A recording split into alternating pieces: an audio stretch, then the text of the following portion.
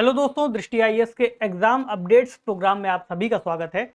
तो इस प्रोग्राम में हम बेसिकली डिस्कस करेंगे जो भी प्रमुख नोटिफिकेशंस आ रहे हैं किसी भी एग्जाम को लेकर के, यानी कि एग्जाम के बारे में जो जानकारी होगी, बेसिक जानकारी, एग्जाम्स का पूरा फंडामेंटल और उससे जुड़ी क्या क्या प्रमुख बातें हैं जो हमको याद रखनी चाहिए किसी भी परीक्षा का फॉर्म भरने से पहले या फिर उस परीक्षा की तैयारी से जुड़े पैटर्न को लेकर के, क्योंकि नोटिफिकेशंस किसी भी परीक्षा के लिए बहुत महत्वपूर्ण होता है और खास तौर से उस वर्ष की परीक्षा में जो भी बदलाव किए गए होते हैं उसके बारे में भी वो हमें जानकारी देता है। तो जैसा कि आप सभी लोग जानते हैं, हाल ही में यूपीएससी मेंस एग्जामिनेशंस के लिए जो एप्लीकेशन फॉर्म है वो आ गया है और उसको भरने की तिथि भी आ चुकी है। तो जिन लोगों ने प्रीलिम्स की परीक्षा दी होगी और वे उसमें पास हो गए होंगे तो उसके बाद मेंस के लिए जो एप्लीकेशन फॉर्म है वो उसे भर सकते हैं। ठीक, तो आज के एग्जाम अपडेट्स प्रोग्राम में हम चर्चा करेंगे सिविल सर्विसेज मेन एग्जामिनेशन 2022 के लिए जो फॉर्म आया है उसमें क्या क्या प्रमुख बातें हैं जो हमें जाननी चाहिए। कई बार ऐसा हो सकता है कि हमें बहुत सारी बातें पहले से ही पता हो। आप में से कई विद्यार्थी ऐसे भी हो सकते हैं जिन्होंने पहले ही इस फॉर्म को भर दिया हो, उसके बावजूद जो भी इंस्ट्रक्शंस हैं उनको देख लेना बहुत ज़रूरी होगा। कई बार बहुत छोटी छोटी सी बातें होती हैं जो हमसे छूट जाती हैं। इसके अलावा अगर कोई बदलाव किया गया होगा तो उस पर भी हम फोकस करेंगे। ठीक, चलिए शुरू करें पहले इस नोटिफिकेशन से। तो जैसा कि आपको पता है कि डिटेल्ड एप्लीकेशन फॉर्म, जिसे हम DAF भी कहते हैं, तो DAF 1 जो कि मेंस एग्जामिनेशन फॉर्म के लिए भरा जाता है ये आ चुका है। DAF 2 कब भरा जाता है? DAF 2 जब इंटरव्यू के लिए आप मेंस का एग्जाम क्लियर कर लेते हैं, इंटरव्यू के लिए जाते हैं, उससे पहले इंटरव्यू की प्रक्रिया में शामिल होने के लिए उस फॉर्म को भरा जाता है। तो उस पर बहुत चर्चा ना करके अभी के लिए जो नोटिफिकेशन आ गया है उस पर हम बात करेंगे। तो सिविल सर्विसेज मेन एग्जामिनेशन का यहाँ पर आपको वो होम पेज दिखाया गया है जिसमें इस परीक्षा को देख सकते हैं।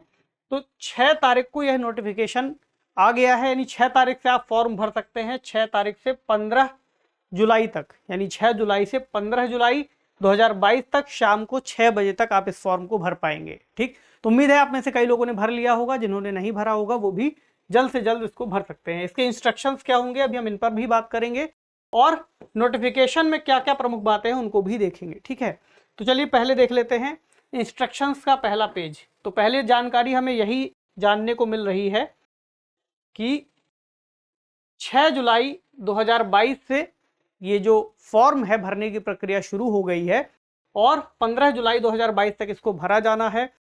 प्रमुख बातें इसलिए जाननी जरूरी है ताकि इस फॉर्म को भरते समय आपसे कोई गलती ना हो। जो परीक्षा है वो कब होनी है?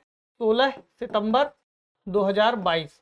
और जो कि आपका एडमिट कार्ड है वो जब आ जाएगा कुछ समय बाद तो उसमें आपको उस पूरे प्रोसेस में लिखा होगा कि किस तारीख को कितने समय से वह पेपर आप दे पाएंगे। ठीक, एग्जामिनेशन सेंटर्स की बात करें तो सेंटर्स भी इसमें दे दिए गए हैं, चूंकि मेंस के लिए बहुत ज़्यादा सेंटर्स प्रीलिम्स की तुलना में नहीं बनाए जाते। लगभग 24 सेंटर्स यहाँ पर मौजूद हैं जिनके नाम इस पैराग्राफ में दिए गए हैं। कुछ के नाम जैसे देखिए अहमदाबाद, आइजोल, प्रयागराज यानी कि इलाहाबाद जिसको पहले कहते थे, बेंगलुरु, भोपाल, चंडीगढ़, चेन्नई, कटक, देहरादून, दिल्ली, दिसपुर गुवाहाटी वाला, हैदराबाद, जयपुर, जम्मू, कोलकाता, लखनऊ, मुंबई, पटना, रायपुर, रांची, शिलोंग, शिमला, तिरुवनंतपुरम और विजयवाड़ा। जो शहर आपके शहर के नज़दीक हो या उस शहर में ही आप हो उस सेंटर को चूज कर सकते हैं। अमूमन जो लोग दिल्ली में हैं वो लोग दिल्ली वाला चूज कर सकते हैं, लेकिन इस बात को ध्यान रखिएगा कि दिल्ली की सीटें फुल होने से पहले आप इसको भर दे ताकि आपको जो सीट्स हैं वो आपको पहले से ही मिल सके। ठीक है, इसके अलावा अलॉटमेंट से रिलेटेड जो डिसीजन है वो कमीशन के पास ही रहेगा। तो कमीशन निर्धारित करेगा कि आपको कौन सा सेंटर अलॉट होना चाहिए या नहीं होना चाहिए। संभावना यही रहती है कि जो आपने भरा है अगर वो अवेलेबल है तो वो आप लोगों को उपलब्ध करा देते हैं। ठीक है, इसके अलावा आप चाहें तो www.upsc.gov.in पर जाकर के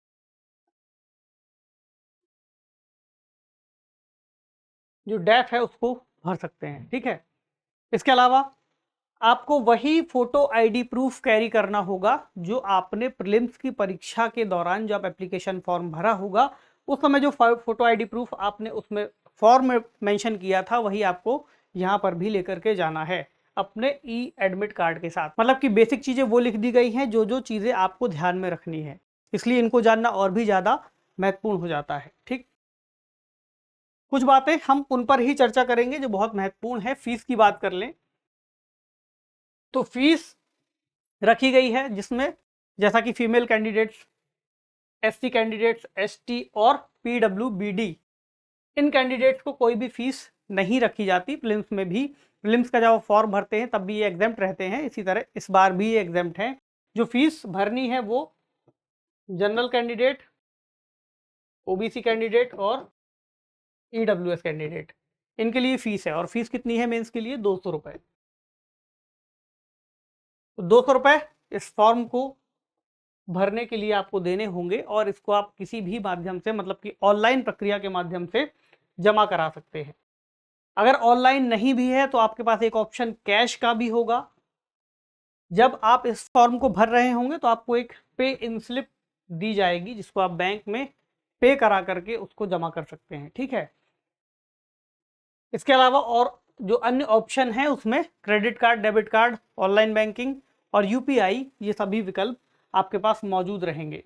तो जो कैश वाला पेमेंट है वो आप, चूंकि 15 जुलाई लास्ट डेट है तो 14 जुलाई तक ही ये रहेगा, मतलब 14 जुलाई को डीएक्टिवेट हो जाएगा। तो इससे पहले ही इस प्रक्रिया को पूरा कर लें। कोशिश करें कि अगर ऑनलाइन प्रक्रिया के माध्यम से हो जाए तो ज़्यादा अच्छा रहेगा। ठीक है, तो अगर आपको ऐसा लगता है कि कोई दिक्कत आ रही है, कैश के माध्यम से प्रक्रिया पूरी नहीं हो पा रही, तो आप 15 जुलाई से पहले पहले ऑनलाइन पेमेंट का इस्तेमाल भी कर सकते हैं। ठीक, अब बात करें वैकेंसीज कितनी है। चूंकि आपने शुरुआत से ही वैकेंसीज यूपीएससी ने क्लियर कर दी थी, जो नोटिफिकेशन आया था उसमें 861 वैकेंसीज की बात की गई थी, लेकिन उसके बाद उसको अपडेट किया गया और उसमें 150 वैकेंसीज और जोड़ दी गई। ठीक, इंडियन रेलवे मैनेजमेंट सर्विस यानी IRMS के लिए। तो इन 150 वैकेंसीज को यानी IRMS की जब आप वैकेंसीज मिला लेंगे तो कुल 1011 वैकेंसीज इस साल यूपीएससी ने एक तरह से निकाली हैं। तो ये वैकेंसीज भी 150 इन्हीं के साथ जुड़ गई हैं, ये 861 के साथ। ठीक है, चलिए अब डॉक्यूमेंट्स की बात हो गई। अब चलते हैं सीधा हम उस नोटिफिकेशन पर ही जिसमें मूल रूप से प्रमुख बातें कही गई हैं। तो यहाँ पर उस नोटिफिकेशन को दिखाया गया है जिसमें इंपॉर्टेंट बातें हैं। क्या क्या बातें हैं इसमें, जैसे कि हमें जो जाननी चाहिए। पहली बात तो सेवाओं के बारे में परिचय दिया गया है कि कौन कौन सी सेवाएं हैं जो आपको भरनी है या आप भर सकते हैं बेसिकली। इसके अलावा कुछ नियम दिए गए हैं, यानी कि आपके पास सामान्य सूचना, कितनी रिक्तियां हैं, कितना आरक्षण है, कितने आपके पास अटेम्प्ट हैं, क्या नेशनैलिटी यानी कौन सी राष्ट्रीयता के लोग, यानी भारत देश के लोग, भारत के अलावा भी क्या किसी और को भी मौका दिया जा सकता है, तो इसके बारे में जानकारी है। कितनी एज तक दे सकते हैं, शैक्षणिक योग्यता क्या होनी चाहिए, कितना शुल्क है, शुल्क बेसिकली हमने डिस्कस कर ही लिया। इसके अलावा कौन कौन सी अन्य अर्हताएं यहाँ पर हैं जिनको पूरा किया जाना जरूरी है। कुछ और बातें प्रवेश प्रमाण पत्र यानी एडमिट कार्ड को लेकर के, आवेदन वापस लेने को लेकर के, और भी बहुत सारी। ठीक, तो हम शुरू से शुरू करेंगे और कुछ प्रमुख बातों को देखेंगे जो आपको जाननी है। तो कौन कौन से जो पद हैं वे दिए जाने हैं, जैसे कि IAS भारतीय प्रशासनिक सेवा, भारतीय विदेश सेवा यानी IFS और भारतीय पुलिस सेवा, ये 3 सेवाएं प्रमुख रूप से हैं। उसके बाद भारतीय लेखा परीक्षा और लेखा सेवा, भारतीय सिविल लेखा सेवा, भारतीय कॉरपोरेट विधि सेवा, ये सब ग्रुप एक ही हैं। भारतीय रक्षा लेखा सेवा, भारतीय रक्षा संपदा सेवा और भी आगे दी हुई हैं। यहाँ पर आप देख सकते हैं भारतीय डाकतार लेखा और वित्त सेवा। बाकी ग्रुप ए की सर्विसेज यहाँ पर हैं। उसके बाद ग्रुप बी की भी कुछ सर्विसेज हैं, जैसे दानिक्स है हो गई, यहाँ पर दानिप्स है और पॉन्डिक्स है। ये कुछ सेवाएं इसमें शामिल हैं। अब एक बात ध्यान रखिएगा कि इसमें कुछ ऐसी बातें भी जाननी चाहिए जो महत्वपूर्ण है, जैसे कि IAS और IFS, ये फॉरेस्ट सर्विस नहीं, फॉरेन सर्विस है। फॉरेस्ट सर्विस के लिए IFOS कुछ ऐसा लिखते हैं। ठीक, तो इन दोनों सेवाओं में अगर कोई व्यक्ति पहले से मौजूद है तो वो इस प्रक्रिया में शामिल नहीं हो सकता जब तक वो एक बार इस्तीफा ना दे दे। ठीक, अगर कोई IPS में शामिल है और IPS की नौकरी में रहते हुए इस परीक्षा को देना चाहता है तो वो इसमें IPS का चुनाव नहीं कर सकता सेवाओं के क्रम में, जब सेवाओं की वरीयता को भरेंगे। ये बातें आपको मालूम होंगी, ठीक। और इन दोनों सेवाओं के लिए आप अगर कोई पहले से सेवा में है तो बिना रिजाइन दिए शामिल नहीं हो सकेगा। आईपीएस में शामिल हो सकेगा लेकिन दोबारा से उसको नहीं चुन सकेगा विकल्प के रूप में, ठीक है। चलिए, कौन कौन पे परीक्षा में शामिल हो सकता है? पुरुष, महिलाएं, ट्रांसजेंडर, तीनों के लिए ही विकल्प खुला हुआ है।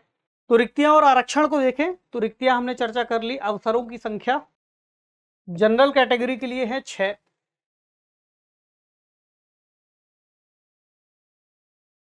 अन्य पिछड़ा वर्ग को +3 यानी 9, अनुसूचित जाति और अनुसूचित जनजाति के लिए जो अटेम्प्ट है उनकी लिमिट नहीं लगाई गई है। इसके अलावा PWBD के अंतर्गत जो भी कैंडिडेट आएंगे उनके लिए कुछ अलग से प्रावधान किए गए हैं, जैसे कि 9 अटेम्प्ट ये दे सकते हैं। इसमें भी वो PWBD जो कि अन्य पिछड़ा वर्ग EWS या जनरल से होंगे, ठीक।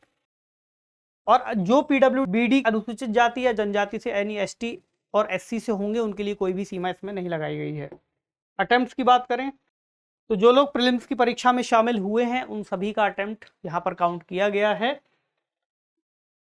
चाहे आपने पेपर 1 दिया हो, अगर आपने पेपर 2 छोड़ भी दिया है फिर भी अटेम्प्ट माना जाएगा। यदि कोई ऐसी स्थिति बनी है कि किसी कारणवश किसी व्यक्ति को परीक्षा से एक तरीके से हटा दिया गया है, उम्मीदवारी रद्द कर दी गई है, उसके बावजूद वो एक प्रयास के तौर पर गिना जाएगा, एक अटेम्प्ट गिना जाएगा। यानी बेसिकली अगर आपने वहां जाकर के प्रेजेंटी अपनी दर्ज करा दी है, उपस्थिति दर्ज करा दी है, तो एक अटेम्प्ट माना जाएगा। अगर आप नहीं गए हैं पेपर देने तो फिर उसे एक अटेम्प्ट के रूप में काउंट नहीं किया जाएगा। तो राष्ट्रीयता में कुछ सेवाएं ऐसी हैं जिसके लिए आपको केवल भारत का ही नागरिक होना आवश्यक है, यानी जो भारत के नागरिक हैं केवल वही भर सकते हैं। बाकी सेवाओं को कुछ अन्य देश जिनका यहाँ पर जिक्र किया गया है वो लोग भर सकते हैं। भारतीय प्रशासनिक सेवा यानी IAS, भारतीय विदेश सेवा यानी IFS और इंडियन पुलिस सर्विस यानी IPS के उम्मीदवार जो भी होंगे, जो लोग इस सेवा को लेना चाहते हैं, उनको भारत का नागरिक होना अनिवार्य है, ठीक। इसके अलावा जो अन्य सेवाएं हैं वो भारत के नागरिक हो भी सकते हैं। इसके अलावा अगर भारत के नागरिक नहीं है तो या तो नेपाल के नागरिक हो, या भूटान से संबंधित हो, या तिब्बती शरणार्थी हो जो कि 1962 से पहले भारत आ गए हों, या फिर भारतीय मूल का कोई व्यक्ति हो जो कि स्थायी रूप से रहने के इरादे से पाकिस्तान या कुछ अन्य देशों से भारत आ गए हों, जैसे पाकिस्तान, म्यांमार, श्रीलंका, पूर्वी अफ्रीका के कुछ देश जैसे कीनिया, युगांडा, संयुक्त गणराज्य तंजानिया, जाम्बिया, मलावी, जायरे, इथोपिया, या फिर वियतनाम को भी इसमें शामिल किया गया है। कई बार ऐसा लग सकता है कि वियतनाम का व्यक्ति कैसे भारत में आकर के इन परीक्षाओं को दे सकता है, लेकिन दे सकता है। इसके अलावा इसमें एक बात यह भी है कि इन सेवाओं के लिए भारत सरकार से ऐसा प्रमाण पत्र प्राप्त करना आवश्यक है जो कि आपकी पात्रता को प्रमाणित करता हो। तो अगर यानी जिन देशों की हमने बात की नेपाल के बाद से, इन वर्गों के अंतर्गत आने वाले जो उम्मीदवार हैं उनके पास भारत सरकार द्वारा जारी किया गया ऐसा एक प्रमाण पत्र होना आवश्यक है, ठीक है। तभी उनको इन परीक्षा के अंतर्गत नियुक्ति के लिए प्रस्ताव भेजा जा सकता है। एज लिमिट की बात करें तो ऐसे उम्मीदवार सामान्यतया जो 1 अगस्त 2022 को 21 वर्ष के हो गए हैं, यानी जिनकी जन्मतिथि 1 अगस्त है, यानी जन्मतिथि के हिसाब से देखें तो 1 अगस्त 2001 के पहले जिन लोगों का जन्म है वो लोग इस परीक्षा के लिए आवेदन दे सकते हैं, या फिर 2 अगस्त 1990 के बाद, ठीक, जो लोग पैदा हुए हैं वो लोग, जिनकी जन्मतिथि है वो लोग इसके लिए आवेदन दे सकते हैं। यानी कि 21 वर्ष की न्यूनतम आयु होना आवश्यक है, ठीक, 21 वर्ष न्यूनतम, और अधिकतम कितनी है? 32 वर्ष। ये है जनरल कैंडिडेट्स के लिए। अगर किसी व्यक्ति को आरक्षण मिल रहा है तो ओबीसी के लिए इसमें 3 वर्ष की छूट, ठीक, SC ST के लिए 5 वर्ष की छूट दी गई है। इसके अलावा जो फिजिकली हैंडीकैप्ड हैं उनके लिए भी 10 वर्ष तक की छूट का यहाँ पर प्रावधान किया गया है, लेकिन वो अलग अलग कैटेगरी के हिसाब से दिया जाएगा। ठीक, जो लोग भूतपूर्व सैनिक हैं, यहाँ इस मामले में दिव्यांगता वाले मामले में 10 वर्ष तक जो लोग भूतपूर्व सैनिक हैं या फिर उससे संबंधित कुछ क्राइटेरिया में आते हैं, उनको 3 से 5 वर्ष तक का रिलैक्सेशन यहाँ पर मिल जाता है। उसके लिए आप एक बार इस नोटिफिकेशन को देख सकते हैं। चूंकि हम प्रमुख खंडों पर बात कर रहे हैं, अगर आपको उस खास नोटिफिकेशन में उस खास संदर्भ को जानने की जरूरत है तो आप इसको देख लीजिएगा। ठीक है, अब जो जन्म की तारीख है वो कौन सी तारीख ली जा रही है?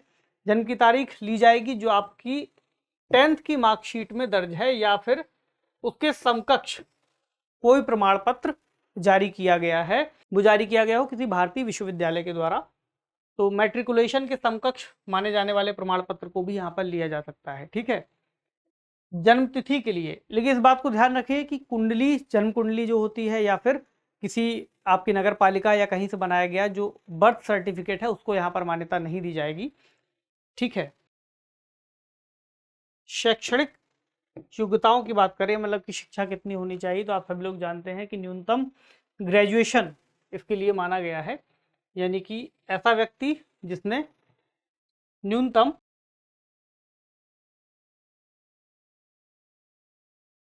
ग्रेजुएशन कर लिया है तो वो इसके लिए एलिजिबल होगा। लेकिन यदि ऐसा कोई व्यक्ति है जिसने इस साल परीक्षा दी हो लेकिन परीक्षा फल के बारे में उसको जानकारी नहीं मिली है, तो वो भी इस परीक्षा में बैठ सकता है, बशर्ते उसका जो रिजल्ट है वो जब आप मेंस के लिए फॉर्म भर रहे होंगे तो उसमें आपको उसके बारे में जो आपकी मार्कशीट होगी उसको अपलोड करना आवश्यक होगा। ठीक,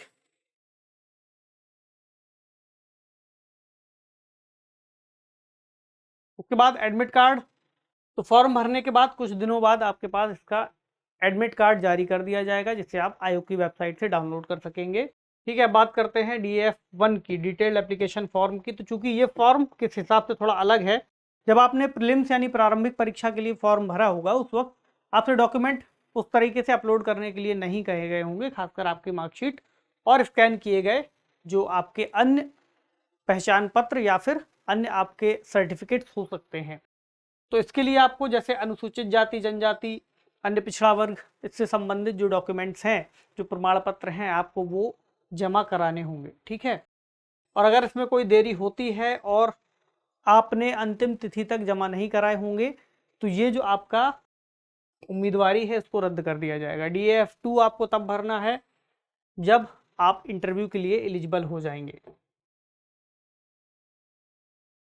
अब कुछ कार्रवाइयों के बारे में इसमें जिक्र किया गया है, यानी कि कोई व्यक्ति किसी वजह से परीक्षाओं से बाहर हो सकता है, तो कुछ ऐसी स्थितियां हो सकती हैं जब आपको इन परीक्षाओं से बाहर किया जा सकता है, खासकर जब कोई व्यक्ति कदाचार का दोषी हो या फिर आयोग द्वारा दोषी किया जा चुका हो, घोषित हो गया हो, जैसे कि उसने गैर कानूनी रूप से किसी को पैसे देने की पेशकश की हो, कोई दबाव डाला हो, या परीक्षा आयोजित करने से संबंधित किसी व्यक्ति को ब्लैकमेल किया हो या धमकी दी हो या फिर नाम बदल कर परीक्षा दी हो। तो बहुत सारा यहाँ पर दिया हुआ है जिसे आप देख सकते हैं कि किस तरह के कार्यों में शामिल होने के बाद किसी व्यक्ति को परीक्षाओं से हटाया जा सकता है।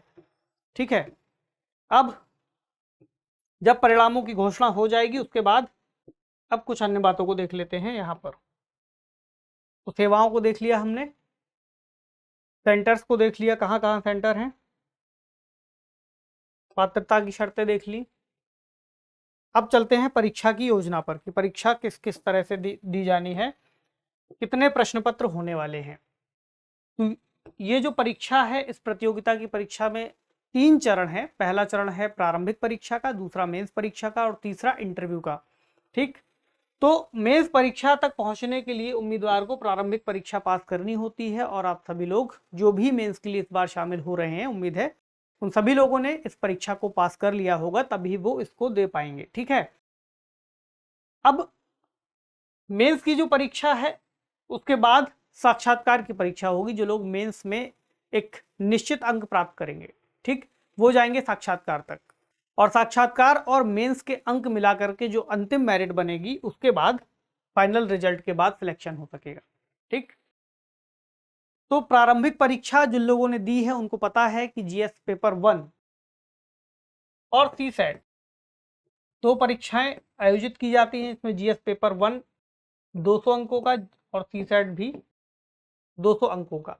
ठीक, जीएस पेपर 1 में जो लोग पास होंगे या फिर जीएस पेपर 1 में जो अंक प्राप्त होंगे उन अंकों के आधार पर एक मेरिट बनाई जाएगी, जिसके बाद न्यूनतम एक आंकड़ा होगा जिसे कट ऑफ बोलते हैं। कट ऑफ में आने वाले लोगों को सिलेक्ट कर लिया जाएगा। और जो जीएस पेपर 2 कहें या फिर सीसेट कहें, इसमें जिसने 33% अंक प्राप्त किए होंगे वो पास हो जाएगा। मतलब कि इसमें पास होना जरूरी है और जीएस पेपर 1 के अंतर्गत जो मेरिट है वो डिसाइड होगी। लेकिन इन परीक्षाओं में प्राप्त किए हुए अंक अंतिम जो परिणाम है आपका चयन होगा उसमें शामिल नहीं होंगे। ठीक, उसमें जो नंबर आप मेंस की परीक्षा और इंटरव्यू में प्राप्त करेंगे केवल वे ही शामिल होंगे। तो इसमें अगर हम देखें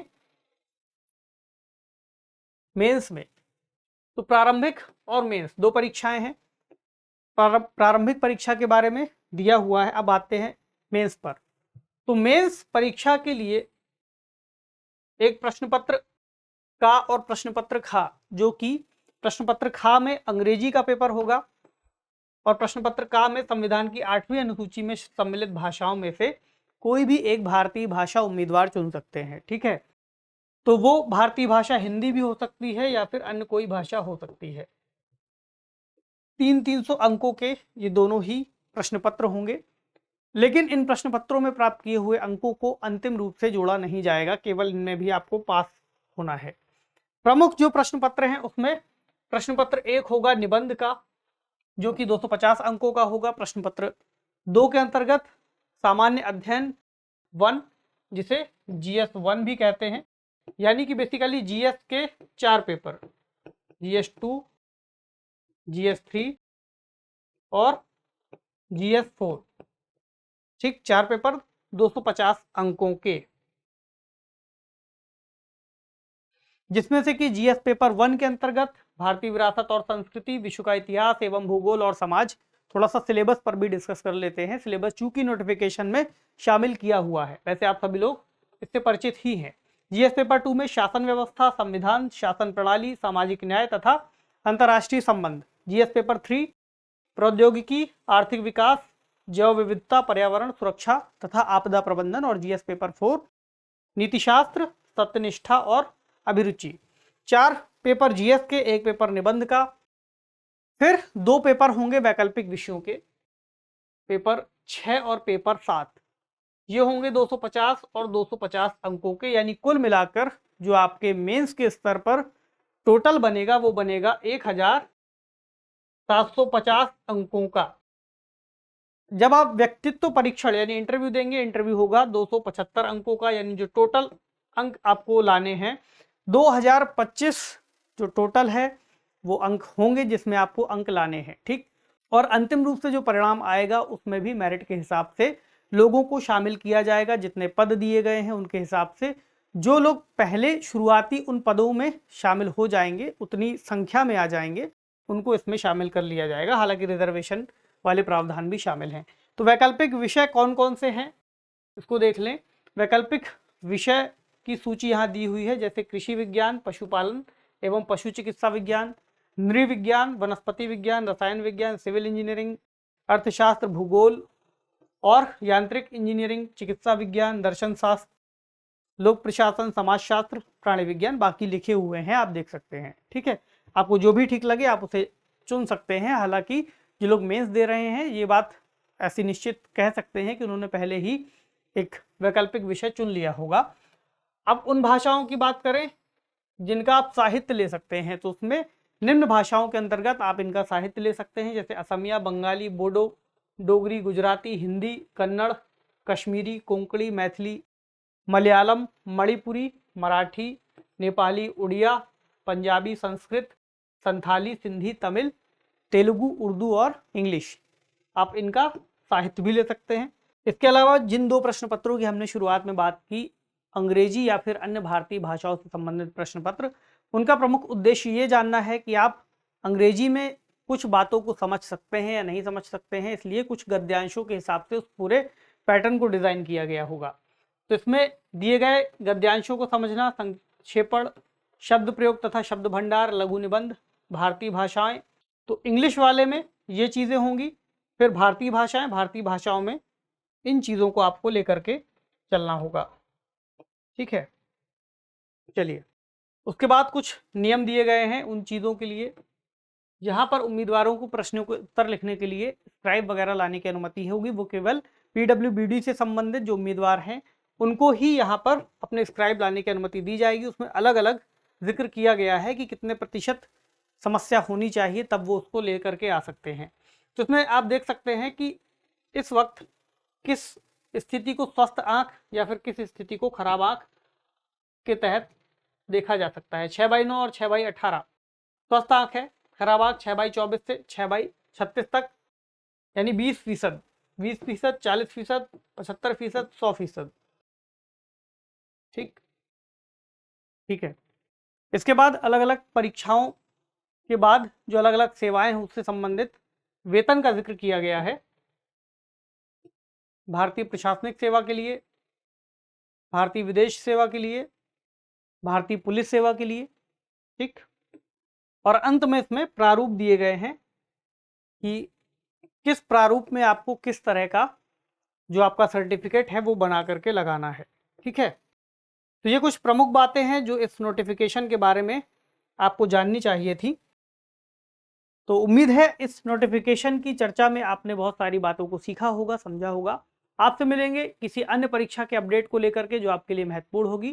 तब तक जो भी लोग इस बार मेंस की परीक्षा में शामिल हो रहे हैं वो लोग जल्द से जल्द इसका जो फॉर्म आया है उसको भर दें और अपने आगे की तैयारी में लग जाएं। आप सभी को बहुत बहुत शुभकामनाएं। शुक्रिया।